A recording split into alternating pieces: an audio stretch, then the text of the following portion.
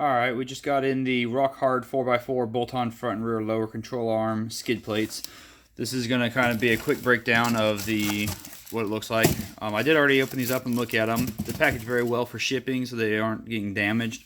As you can tell, these things are massive. They are, I believe, a 1/4 inch thick steel, powder coated. These should be your rears and these should be your fronts here.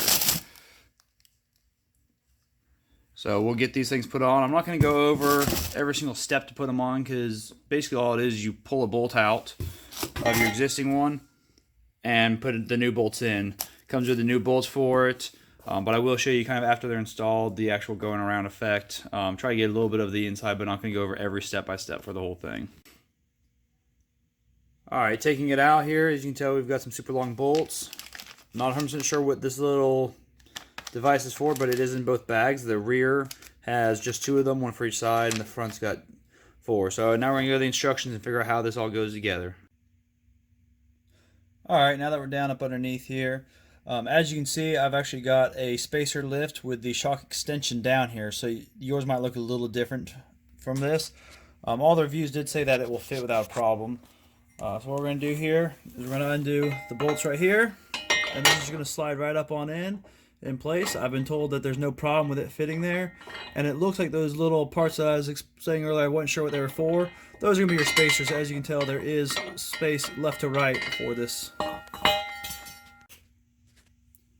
Alright, so the shock relocation bracket that you saw here, which is aftermarket, it's not the original part, which is the interior. For this plate to fit, I did have to trim away a little bit of it. As you can see here, I'm going to hit this with a coat of black paint.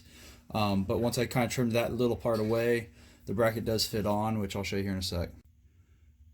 Alright, so even after I've done a lot of trimming on that, trying to get it in, it's just not going to fit with this extension kit.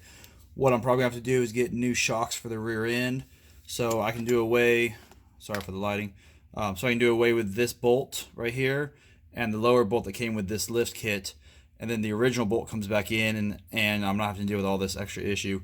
It's a very tight fit, but let's go move to the front. It does look like it's going to go in without a problem.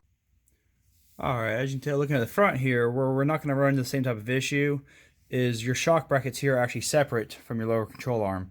So when we mount up the lower control arm to here, it's going to be off to the side up on this upper bolt, not doing anything with the shock. Alright, and this is what it looks like after it's been installed.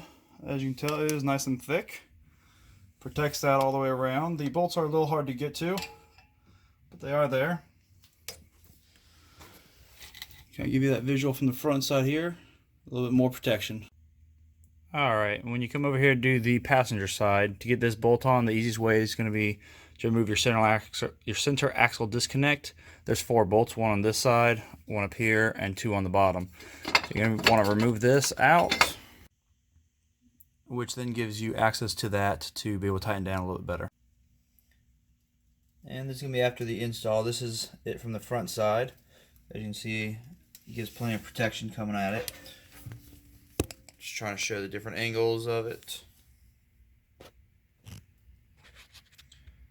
This is looking at it from the back side.